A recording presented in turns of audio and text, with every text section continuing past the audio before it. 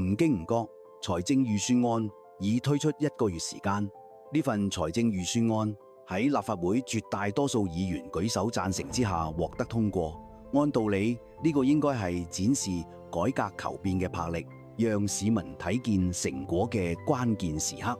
但係除咗財政司司長陳茂波重申，香港身處世界100年未有之大變局，面對美國嘅霸凌極限施壓，並期望香港能擔當超級聯繫人、超級增值人，以開拓新南海外。香港人從中能夠睇到乜嘢希望呢？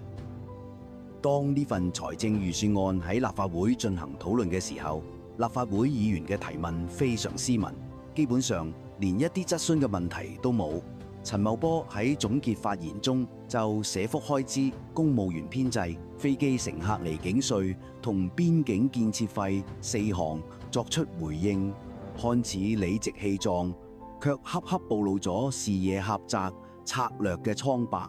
議員同市民關心嘅，難道只係小修小補或者幾項收費咩？大家更焦慮嘅係香港經濟嘅整體方向，產業轉型步履不穩，創新動力缺乏，以及面對全球變局嘅時候，政府是否有足夠嘅戰略定力同市場塑造能力呢？司長選擇性咁回應微枝末節，卻迴避咗對整體經濟藍圖嘅計劃，公共投資回報不明，未能主動引導市場應對挑戰等根本性嘅質疑。呢種避重就輕嘅回應，看似可以為既定政策辯護，但係就從未解答香港未來嘅方向問題。預算案嘅根本問題係喺當前嘅經濟環境與挑戰下，香港應該鼓勵乜嘢嘅經濟活動去驅動香港嘅經濟呢？答案唔能夠僅僅依賴過往嘅成功模式，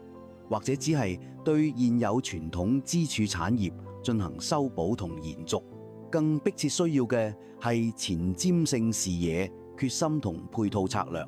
主動催生結構性轉型，扶持高增值嘅創新經濟活動。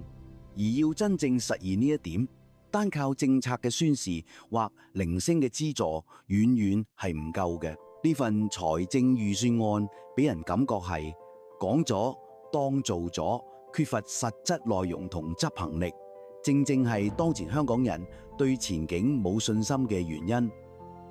退一萬步話，即使只睇陳茂波選擇回應嘅嗰幾個問題，實在難以令人信服。就好似削減經常性開支，外界不禁要問，削減嘅原則究竟係乜嘢呢？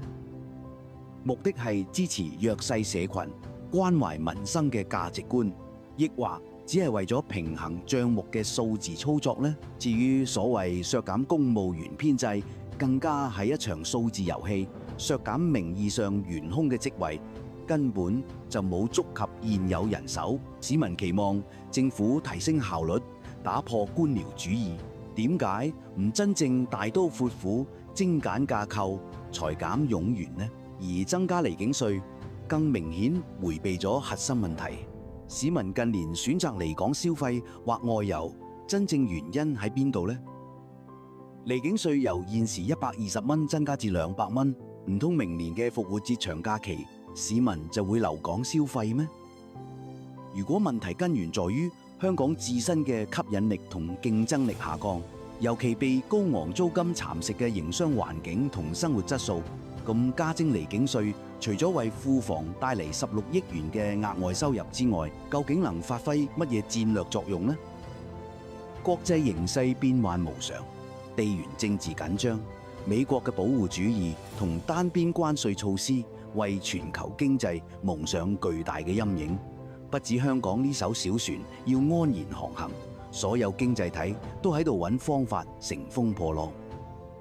喺加拿大，執政自由黨喺幾個月前先至陷入民望谷底，但面對特朗普政府帶嚟嘅經濟及政治壓力，曾領導加拿大央行及英倫銀行嘅卡尼獲寄予厚望，贏得國會大選。加拿大人睇重嘅就係佢處理經濟危機嘅專業能力，放眼環球，財金領袖嘅視野、魄力與策略向來備受重視。反觀香港，除咗曾蔭權因為董建華辭職而成為行政長官之外，點解其後嘅唐英年、曾俊華憑借財政司司長嘅背景參選特首，不約而同都係失望而歸呢？呢個就反映咗大家都知道，香港嘅財政司司長雖然精於技術性理財，但從未勇於改革、敢於破局。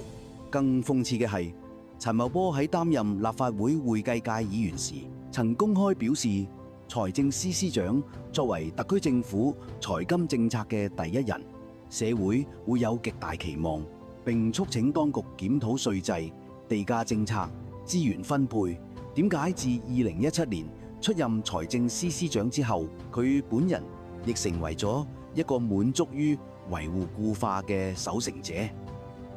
財政司司長唔應該只係政府嘅會計佬，僅僅追逐短期紙上指標，更應該係洞察全局嘅戰略家，以應對產業轉型、經濟重構、氣候變化、人口老化、社會不均等嘅長遠挑戰。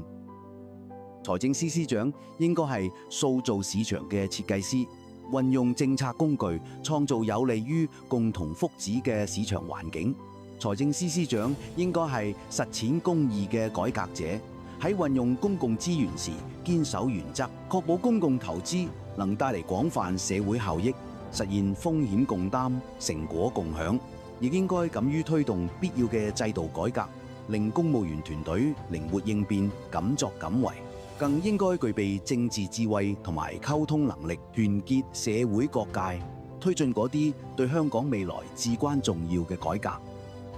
反觀香港，除咗曾蔭權因為董建華辭職而成為行政長官之外，點解其後嘅唐英年、曾俊華憑借財政司司長嘅背景參選特首，不約而同都係失望而歸呢？呢個就反映咗大家都知道，香港嘅財政司司長雖然精於技術性理財，但從未勇於改革、敢於破局。更諷刺嘅係，陳茂波喺擔任立法會會計界議員時，曾公開表示，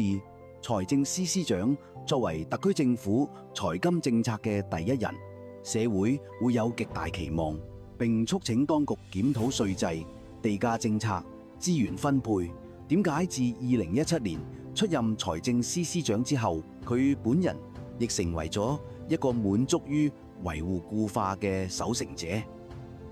財政司司長唔應該只係政府嘅會計佬，僅僅追逐短期紙上指標，更應該係洞察全局嘅戰略家，以應對產業轉型、經濟重構、氣候變化、人口老化、社會不均等嘅長遠挑戰。財政司司長應該係塑造市場嘅設計師，運用政策工具創造有利於共同福祉嘅市場環境。財政司司長應該係實踐公義嘅改革者，喺運用公共資源時堅守原則，確保公共投資能帶嚟廣泛社會效益，實現風險共擔、成果共享。亦應該敢於推動必要嘅制度改革，令公務員團隊靈活應變、敢作敢為。更應該具備政治智慧同埋溝通能力，團結社會各界，推進嗰啲對香港未來至關重要嘅改革。當世界被不確定性籠罩住，冇經濟體可以置身事外，陳茂波此言不虛。佢在任財政司司長已超過8年，理應係一位經驗豐富嘅經濟舵手，足以帶領香港化危為機。即使唔計2017年倉促接手準備嘅嗰份，佢亦已經主導制定咗整整8份財政預算案，完全足夠用嚟提升香港嘅核心競爭力，實現經濟結構嘅多元化發展。